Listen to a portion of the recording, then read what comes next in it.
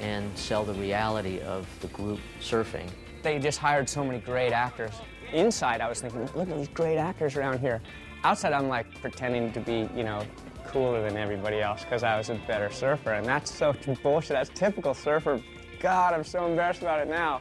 I wished I could have been a surfer in the movie, but it just seemed like if you weren't going to be in that gang, the gem scene-stealing role was playing the head of the FBI. Special Agent John Utah, day number 1 in L.A. Welcome aboard. And it was a great role. There's just a scene-stealing rant in the beginning of the movie, which is this phenomenally challenging walk and talk, integrating at the time what was really cutting-edge Steadicam work, and it worked.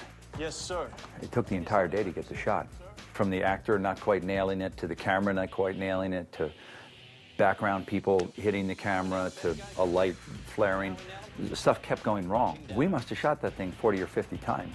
I remember the one sequence I could not get out of my head is, you know nothing, you know less than nothing. If you even knew that you knew nothing, that'd be something, but you don't.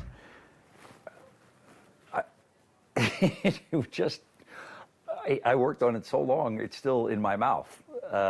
And I haven't said those words for 20 years.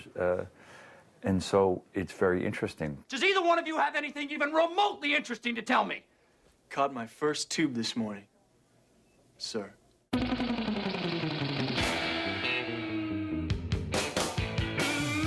Kathryn is, she's almost like a female Utah in the sense of motivated and willful and wants it to happen.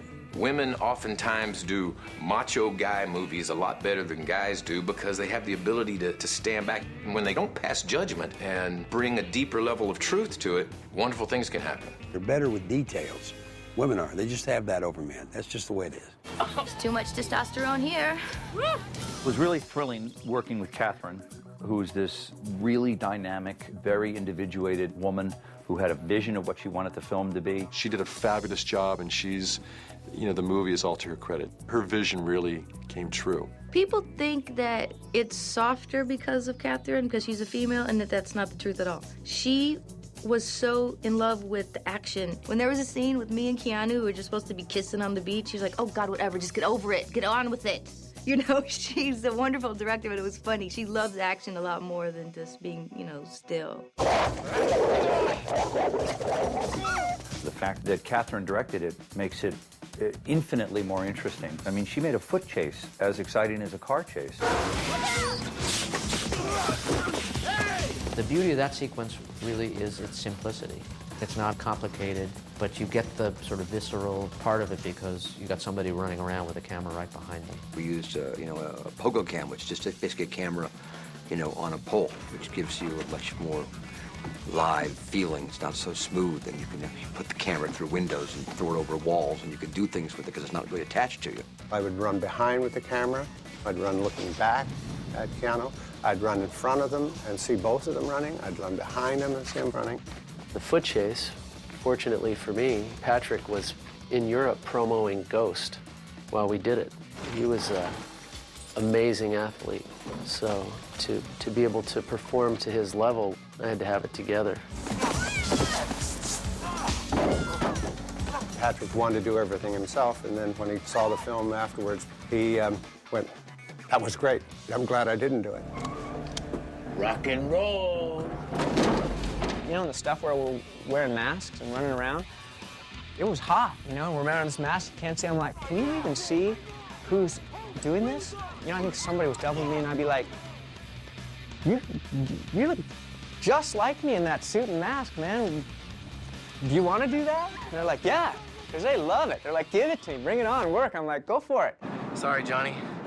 Looks like you don't get to be president. I doubled Keanu where he tackled one of the punk rockers out a window. Glenn had picked a location where he had a window and no tree in front of the window, so we thought we'd do it, you know, right in front of this great window, so you see our bodies come out. And then the director had a different thought, let's do it where you can't see the window and there's a tree there. It's just a unique way of shooting a fight sequence that I wasn't used to. You usually go wide and then you go tight. This seemed to be tight, tight, tight, and it was really intense and really violent. Kathryn said, is it possible for the actors to do their own fights. So I set up weekends where I had everybody that was supposed to be involved in it, including Gary Busey and everybody, to come to a location, and we worked out, and I taught them how to do fights from the ground up, how to move, why you're doing it, what's happening, where's the camera. But I said, if you don't come and practice, I can't use you. And they all pitched in and worked very hard, except for one, Anthony of the Red Hot Chili Peppers. That would be a waste of time. I guess he was singing around and everything else. So, of course, the first punch, he was out. And he didn't like that at all. But from then on, I had no trouble with him. And he was out there working with us all the time. This was a fun movie to make because everything we did hadn't been done before. You're gonna jump or jerk off. That's my man. We came up with a skydiving rig with these kind of telescoping arm cranes, and they built a body thing with a post coming out of the center of it where you laid in that and strapped yourself in and then put your clothes on over it. So like by putting everyone on their own crane, allowing people to move independently of each other and go out of frame, come down, it makes you feel like you're actually there. But the secret was to also float the camera, have it on a unit, and float it. And we had it so we could turn and oscillate, and it worked out very well. Great, isn't it? You're doing good. You can't talk in free fall. You got 120 to 200 mile an hour winds, which is nothing but a giant roar. So there is a little bit of a poetic license taken with us having a conversation. You pull it. No, you pull it. You're gonna die, man. Pull it. Do it or you're gonna die, Johnny. 6 seconds. You're gonna be meat waffles. Patrick started jumping on his own. And he used to come in and say, oh, look, Peter, look what I did this weekend. And I would say, no, you can't do that, you know, insurance. Anyway, ultimately, we agreed that if he would stop jumping while we were filming, he could actually jump out of the plane after everything was done, which is what he did. Adios, amigo. And it's one of the great shots in the movie because he falls out of the plane and you're waiting for the cut, and it never happened. Amazing! Fucking amazing! It's very funny because I had to battle insurance companies to get to do the skydiving in the movie. And I never came close to dying once. But they never said one word about me getting my brains pounded in by the biggest surf on this planet. And I almost died 6 to 10 times. I thought I was out of here. I had this bone on my sternum that I injured being on much bigger waves than I had any business being on. So we had to groove out my surfboards, build up my wetsuits to try to get me off that bone. But of course, it's not possible. Every time you turtle through a wave, it just slams you. All I cared about was getting good enough to where when they cut from me to my big wave double, that I wouldn't look like Bobby Darin on a soundstage in a 50s Beach Bunny movie. Technologically, you can now have a surfing double and remove the double's face and put in your actor's face because of computers. We couldn't do that 15 years ago. We couldn't even create the rain that occurs in the final sequence.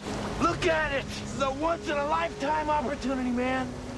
Just let me go out there. Let me get one wave before you take me. One wave. We had hired Derek Dorner, who's a very famous longboard surfer and is a lifeguard at Sunset Beach, to double Patrick in case Waimea ever broke. Waimea at that time had the largest break in the world. We were very fortunate to be there the 2 days that Waimea broke, which is very rare. Waimea hadn't broken in almost 2 years. It was a pretty tall wave, and I don't think anybody ever fallen off a wave like that on purpose. Derek would say, I want the 4th wave in this set coming up, and then our guys would block these people from all over the world who were obviously not particularly happy about being told they couldn't get on a wave. Too bad. Finally get your waves and it's totally closed out. Well, it was hard for him because he spent his whole life surfing these big waves trying to stay on his board, and we were paying him to fall off these waves, which are massive and very dangerous. I'm sure he got banged up pretty good. I'm sure he was sore, put it that way.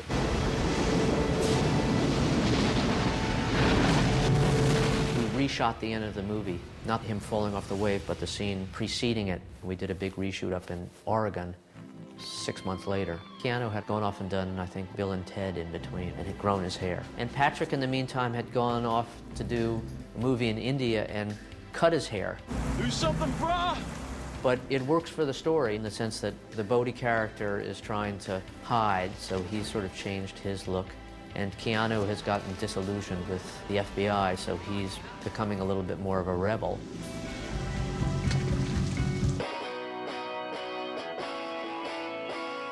I think this movie changed everyone involved with it in some way for the better. I had a blast from the beginning to the end of the movie. We had so much fun doing that stuff. Skydiving and robbing banks and surfing. So much fun. I think the film holds up really well because the surfing phenomenon has become just that. It's just explosive. It was a real party, adrenaline, cultural phenomenon at that time, and it seems to be timeless. Point Break, it still is in my heart. It still is in my heart. It still is a wonderful experience. When it comes on, I watch it and laugh at places that I know what happened and nobody does, because I was there. For me and Busey and Keanu and Laurie and all my guys in the gang, something special happens, you know, and he just jumps off the screen, and I live for that.